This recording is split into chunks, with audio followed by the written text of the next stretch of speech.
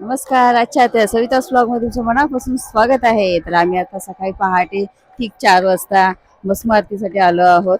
मला आवाज येत आहे का? येतोय ना? तर आम्ही थोड्याच अंतरावरती आहोत. आता जवळच आलो आता आम्ही. आता भस्म आरती आम्हाला पाहायला भेटेल. तुम्हाला कसं वाटतंय? छान वाटतंय, एकदम मस्त. ह्या आवाजामध्ये गजर चालू आहे, त्यामुळे मन प्रसन्न आणि अति आनंद, पॉझिटिव्ह, खूप खूप खूप पॉझिटिव्ह. खूपच छान वाटतं आणि सकाळी एकदम तर अतिशय सुंदर, म्हणजे एवढी सकाळचे हे वाटते ना, खूप मन प्रसन्न एकदम. जय महाकाल. जय महाकाल. बाकी भस्म आरती सुरू आहे, कसं वाटतंय तुम्हाला? खूप छान वाटतंय. थोडस बाकी आहे आपल्याला बोलायचं. बोला. खूप लांबून आलोय आम्ही भस्म आरतीसाठी, पण काय आम्हाला आतमध्ये जायला नाही मिळालं. भेटेल आपल्याला. महाकाल आपल्याला देतील. बाहेर थांबलोय आम्ही, आरती चालू आहे, पण खूप छान वाटतंय, खूप प्रसन्न वाटतंय मनाला. कसं वाटतं? एकदम सुंदर दिसतंय सगळ्याजणी, एकदम छान. कपड्यावर ते अष्टगंध, त्याच्यावरती महाकालचं नाव, एकदम छान आणि एकदम सगळे सुंदर दिसतायत. आम्ही अगोदरच ठरवलं होतं सफेद साडी नेसायचं. साड्या घालायच्या ना, सगळ्यांनी आम्ही ठरवलेलं होतं. एवढं सुंदर वाटतं ना, खूपच छान. जय महाकाल. जय महाकाल. आपल्याला फोटोशूट करायचं अजून साडी. हो, जेवढं जमेल ना तेवढं आज आपल्या आजच्या ब्लॉग मध्ये व्हिडिओ शूट करायचा प्रयत्न करेन. आपल्याला आता पुढे कुठे जायचंय? आता आपण महाकालचं दर्शन घेतल्याच्या नंतर आपण ओंकारेश्वरला जाणार आहोत. हा, त्याच्यानंतर ओंकारेश्वरचं दर्शन घेऊ इंदोर. फायनल दर्शन.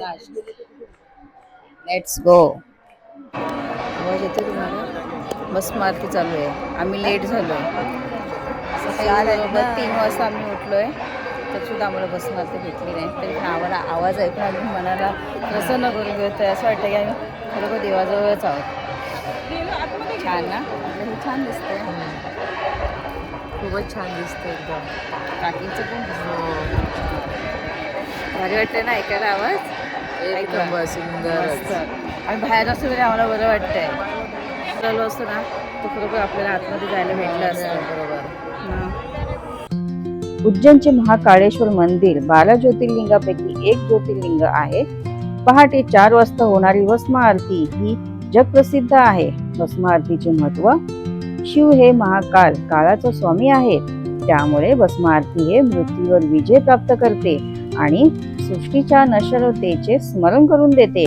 पूर्वी स्मशानातील राखेने आरती केली जात असे, परंतु आता शेणाच्या गोवऱ्या जाळून ती राख तयार करून भस्म आरती केली जाते. पहाटे 4 वाजता होणारी भस्म आरती पाहण्यासाठी देश विदेशातून भाविक भक्तजन येतात आणि प्रचंड गर्दी पाहायला भेटते या ठिकाणी.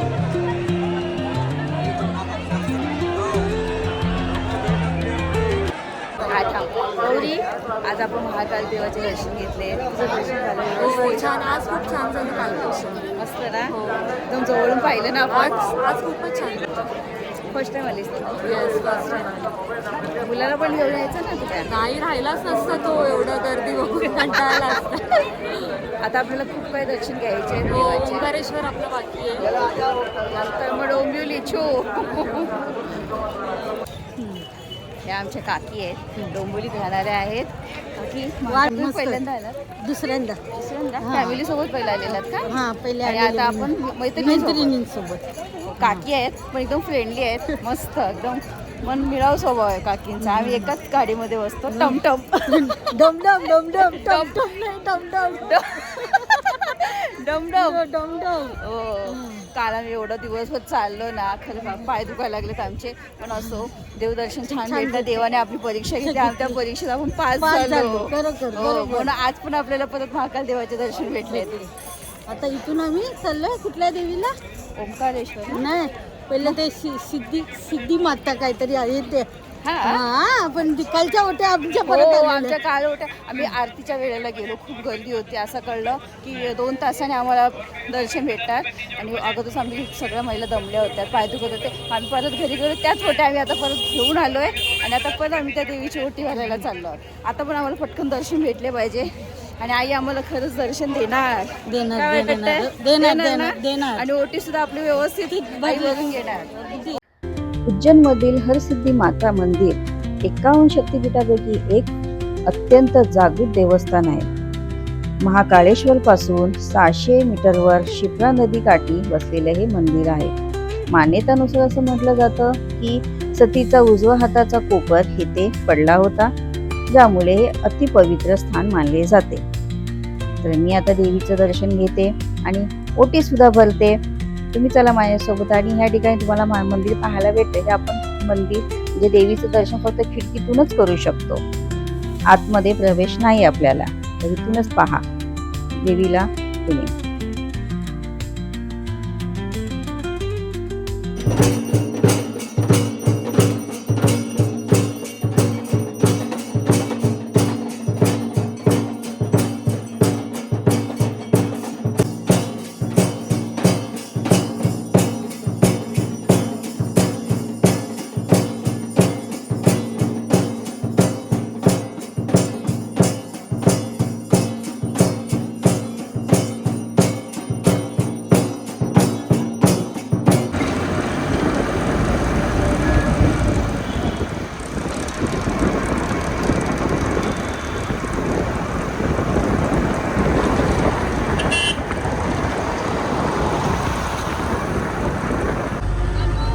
संपली पुरणपोळी. मस्त बनाया है छाया मैडम ने. त्याची वाट लागते. किती टेस्ट आहे, थोडंस तर घेतलात.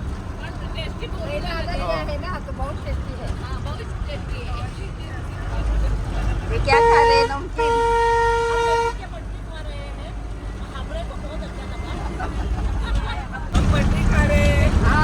और क्या और मजे ले रहे हैं. हवा आ रही है मस्त ठंडी ठंडी. मजा आया है. अभी तक हम पहुंचा नहीं है. पहुंचा नहीं. हमको खड़ा रहने का है. तो खड़ा रहो ना. चाहिए. किसने बोला है? तो पानी ताकत ला रहे हैं. ताकत नहीं इसीलिए प्रोटीन दिया है. गाड़ी भी उड़ रही है. चूड़ा भी खाने का है. ये देखो चिवड़ा घर पे बनाया है हम लोगों ने. आपल्या इथे जवळ पण आपल्या जवळच आहे सगळे.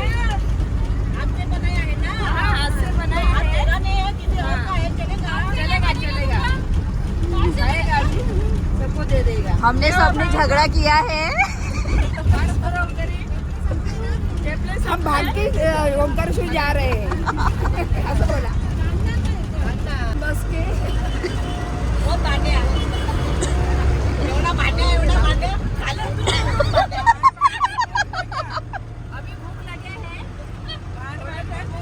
भांडून भूक लागली पण ऐकलं नाही. शेवटी आपल्याला त्याला बस द्यावीच लागली. मराठाचा खून आहे, चुकणार नाही.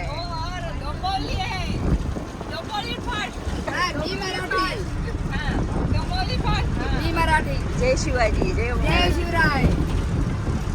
एकटेच बोलतायत. सगळे खाण्यामध्ये व्यस्त आहे. सगळे खाण्यामध्ये व्यस्त आहेत. सगळ्यांनी खाल्लं का? सगळ्यांना आवडलं का? आवडलं.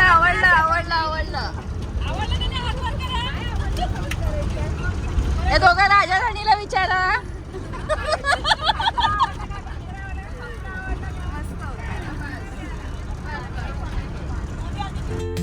ओंकारेश्वर हे नर्मदा नदीतील ओम आकाराच्या बेटावर बसलेलं स्वयंभू ज्योतिर्लिंग आहे, जे आध्यात्मिक शांततेसाठी ओळखले जाते. उज्जैनचे महाकाळ आणि ओंकारेश्वर या दोन्ही स्थानावर जाऊन तुम्ही देवदर्शन घेतलात की तुमचे देवदर्शन पूर्ण झाले असे म्हटलं जातं. आता तुम्ही पाहू शकता किती सुंदर मंदिर पाहायला भेटतं आपल्याला आणि नर्मदा नदीच्या बाजूला वसलेलं मंदिर ओंकारेश्वरचं हे पण दृश्य पण पाहू शकता तुम्ही. किती सुंदर पाहायला भेटते. अगदी लाइटिंग LED लावलेल्या आहेत. त्याचसोबत बाजूला नदी आहे. या ठिकाणी स्नान केलं जातं. पवित्र होतो आपण ह्या नदी स्नान केल्याने.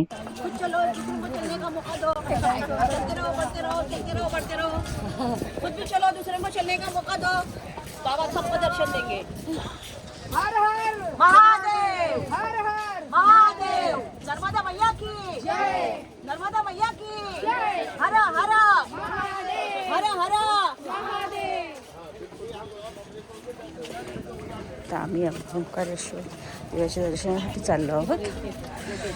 नदीच्या ठिकाणी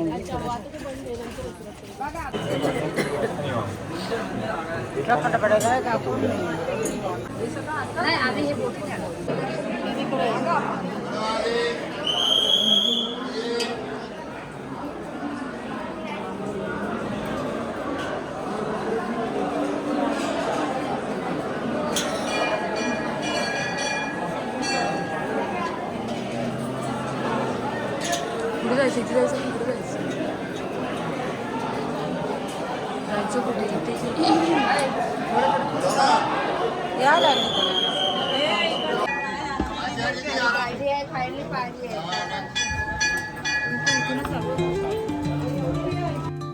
मध्य प्रदेशातील ओंकारेश्वर येथे नर्मदा नदीच्या दक्षिण तटावर बसलेले 12 ज्योतिर्लिंगापैकी एक प्रमुख पवित्र तीर्थस्थान आहे. पौराणिक कथेनुसार असं म्हटलं जातं की विंध्याचल पर्वताने भगवान शिवाची उपासना केली होती. त्यानंतर भगवान शिवाने 2 रूपात प्रकट होऊन ओंकारेश्वर आणि ममळेश्वर अशा 2 ज्योतिर्लिंगाची स्थापना केली आणि हे मंदिर पांडवांनी बांधले असं म्हटलं जातं. म्हणून हे स्थान अत्यंत पवित्र मानलं जातं.